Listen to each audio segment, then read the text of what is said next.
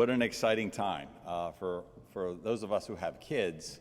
And school begins tomorrow in some of the districts. Other districts, I think Garnet Valley starts next week. Exciting time for parents. Kids, maybe not so much. But it's really an exciting time for the church as well. Having been a superintendent for 22 years, this time of the year always caused me some anxiety to get schools up and running, and also some excitement to see all the children coming back and the staff coming back for learning. But good morning. My name is Jim Scanlon, and I proudly serve as an elder of the church. And our family, we've been members here for about 8 years now, and have thoroughly enjoyed our time and all the programs that are offered here. As we enter the final quarter of our budget for this year, and on the church calendar, and as we prepare for next year's budget, in the coming months, we're going to be asking everybody to make your pledge commitments and commitment cards coming in.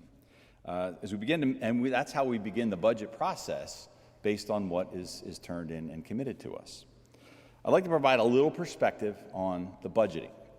Now, we've all had to prepare budgets, and last year was a really difficult budget because of inflation. Everything costs more. It costs more to put the lights on. It costs more for all of us even to get to church because gas prices are up. So we all had to do budgets and try to look at that and make sure that we're spending money wisely and putting it in our priorities. And the budget last year was prepared with that in mind. Now, we approved a budget knowing that we were going to need to generate revenue from our savings account. About 5% of our revenue for this budget that we're currently in is projected to come out of our savings account. And we're very fortunate to have a savings account. We all need those. The church needs those accounts for emergency things, roof leak, air conditioner breaks, heater goes down. You need some money in the savings account for those emergency costs. And some of you are probably saying, okay, so we're using some of the savings account. What's your point here? Because Jim, every week we look in this bulletin and then we see that our revenues are exceeding what we projected. So what's the point here? Well, that's a little bit misleading because what we saw, which is a great thing, is more people than ever this year gave their pledges up front in one check for the whole year, which is great. So we actually front-loaded a lot more of the revenue than getting that over the 12-month period. So as we get to the last quarter, we're anticipating that revenues are going to slow down a little bit because we got a lot of that money up front.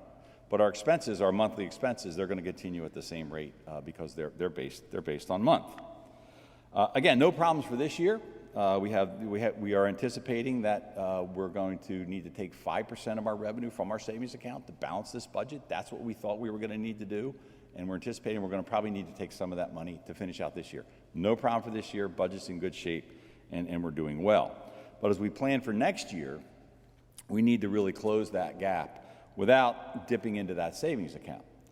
And now, but if the Spirit moves you and you want to donate a little bit more this year to help close that gap, we're okay with that too.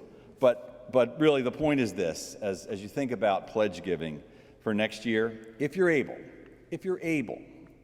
please consider helping us close that budget gap. Consider increasing your commitment even just a little bit. Every little bit helps. So if you're giving $100 a month, can you consider adding $5 a month more? If you're giving $10 a month, can you consider adding 50 cents more? Again, every little bit will help us close that gap as we prepare that budget for next year. Our church provides so much for all of us and the community that it serves. And our annual budget provides so many outstanding experiences. Pastor John just outlined some things that are coming up in the fall. It's an exciting time for all that we're doing here in the church.